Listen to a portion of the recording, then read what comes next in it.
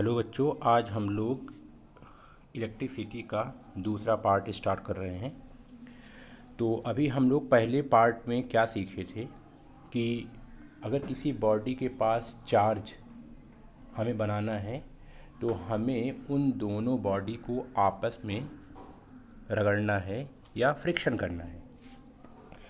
तो फ्रिक्शन करने से हमें एक बात ये पता चली कि तभी फ्रिक्शन करने से ही किसी बॉडी पर चार्ज बिल्डअप होता है।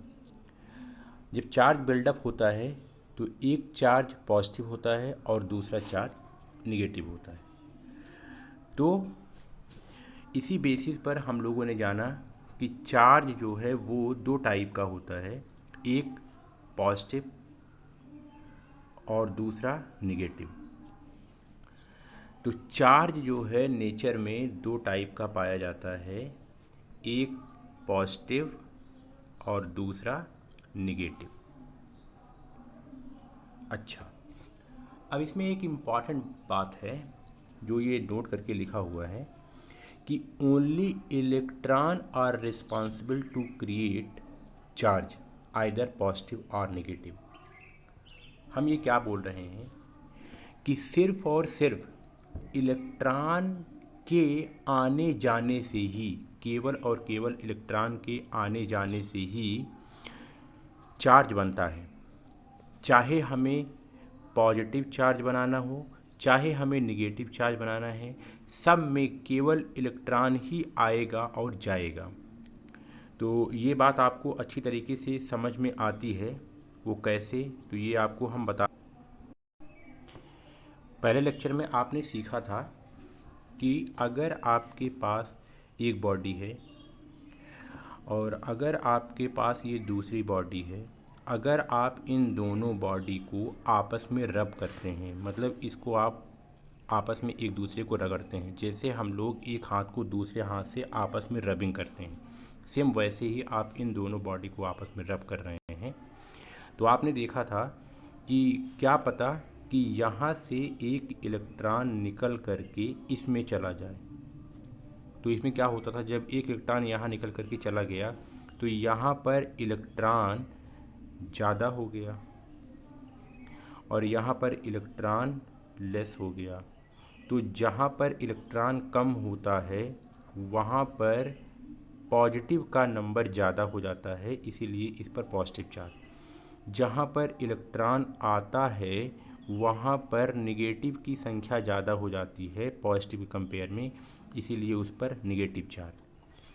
तो हमें एक बात समझ में आई कि इलेक्ट्रॉन जिस बॉडी से इलेक्ट्रॉन जिस बॉडी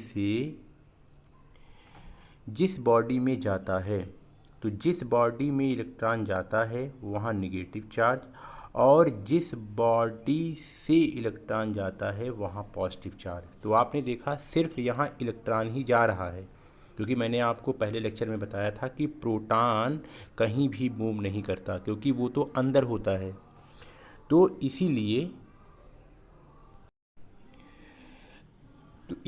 केवल और केवल इलेक्ट्रॉन ही रिस्पॉन्सिबल है किसी बॉडी पर चार्ज लाने के लिए। तो अगर किसी बॉडी से इलेक्ट्रॉन निकलेगा, किसी बॉडी से इलेक्ट्रॉन, मान लीजिए ये एक बॉडी है, अगर यहाँ से इलेक्ट्रॉन निकल रहा है तो इसका मतलब यहाँ पर इलेक्ट्रॉनों की कमी हो रही है, मतलब यहाँ पॉजिटिव नंबर ज़्यादा है, इसीलिए ये पॉजिटिव चार्ज हो जाएगा। अब किसी बॉडी पर इलेक्ट्रॉन अगर आ करके यहाँ पर समाहित होता है तो यहाँ पर इलेक्ट्रॉनों का नंबर ज़्यादा है, यहाँ पर निगेटिव की संख्या ज़्यादा है, इसीलिए इस पर कैसा चार्ज आ जाएगा, निगेटिव चार्ज। तो सिर्फ और सिर्फ इलेक्ट्रॉन ही रिस्पॉन्सिबल है, इसीलिए चार्ज के आगे इसका नाम लिखा रहता है इलेक्ट्रिक चार्ज। इलेक्ट्रिक का मतलब इलेक्ट्रॉन, मतलब चार्ज सिर्फ और सिर्फ रिस्पॉन्सिबल होता है सिर्फ इलेक्ट्रॉनों के आवागमन से, मतलब प्रोटॉनों के आवागमन से नहीं। इसमें आपको कन्फ्यूजन हो सकती है, तो वो कन्फ्यूजन क्या है मैं आपको एक बार आपका इसमें ध्यान दिला रहा हूँ कि आखिर उसमें कन्फ्यूज़न कैसे होती है। तो आप इसको ध्यान से देखेंगे तो आप इसको समझ जाएंगे। देखिए, किसी बच्चे के मन में ये कन्फ्यूजन हो सकती है कि सपोज़ करिए कि एक बॉडी है और ये कोई दूसरी बॉडी है, ये बॉडी नंबर ए, ये बॉडी नंबर बी। अगर मान लीजिए मैंने कहा कि इस बॉडी पर पॉजिटिव चार्ज है, तो कोई बच्चा ये सोच सकता है इस पर पॉजिटिव चार्ज है, तो कोई सोचेगा कि शायद इसमें प्रोटॉन आ गया होगा, शायद इसमें प्रोटॉन आ गया होगा। लेकिन ये गलत है, क्योंकि मैंने आपको ये पहले बता करके रखा है कि प्रोटॉन कहीं भी आए जाएगा नहीं।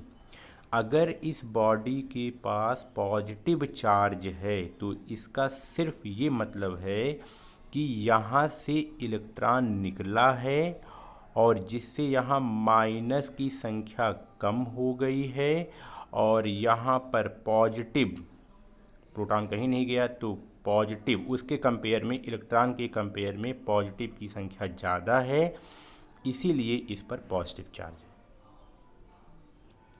अच्छा, तो इसीलिए सिर्फ और सिर्फ इलेक्ट्रॉन ही रिस्पॉन्सिबल है किसी बॉडी पर चार्ज आया कि नहीं।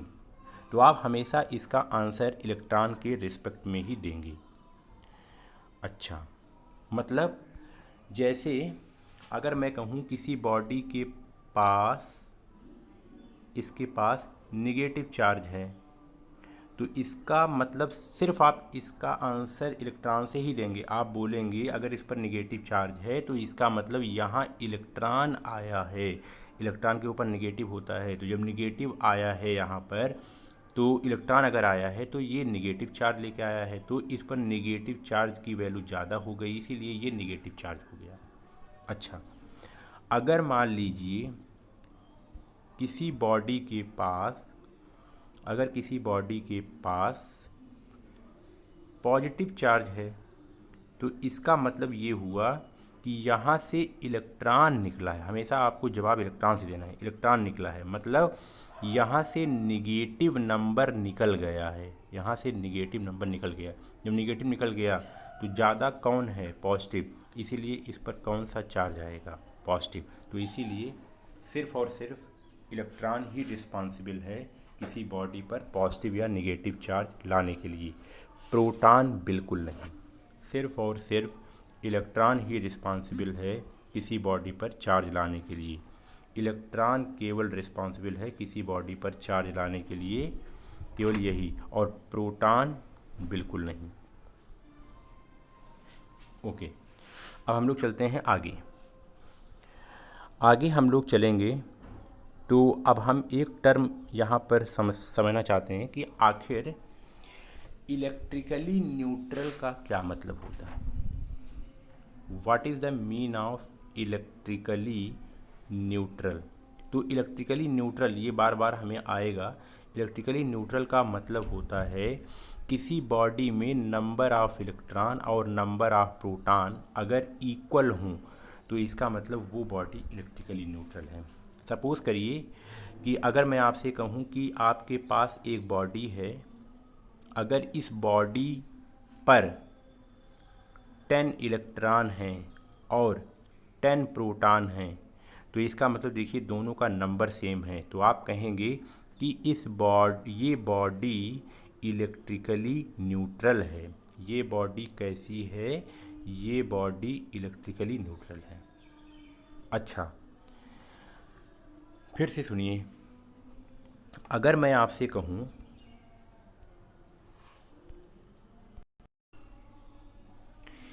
अगर मेरे पास एक बॉडी है, अगर मेरे पास एक बॉडी है, इस पर